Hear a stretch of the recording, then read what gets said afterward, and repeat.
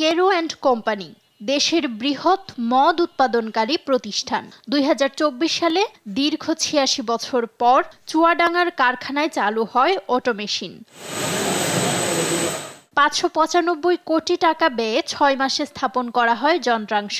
হাতের স্পর্শ ছাড়াই শুরু হয় মদ উৎপাদন। আমরা কাস্টমারদেরকে ছোট সাইজগুলো ১৮০ ml ৩৭৫ ml এটা আমরা চাহিদা মতো দিতে পারতাম না। এই অটোমেশনের উৎপাদন ক্ষমতা অত্যন্ত বেশি হয়। আমরা সমস্ত ব্র্যান্ড চাহিদা মতো দিতে সক্ষম হব। পাশাপাশি আমাদের প্রোডাক্টের অনেক বৈচিত্র্যতা আসে। কোম্পানিটিতে এতদিন বাংলা মদ বিক্রি করত ড্রামে। অটোমেশিন আসায় বাংলা মদ বোতলজাত করে বিক্রি করার উদ্যোগ নেয় কর্তৃপক্ষ। নতুন করে ১০০০ ml এর কাঁচের বোতলের প্রিমিয়াম সাইজ সাপ্লাই শুরু করে কোম্পানিটি।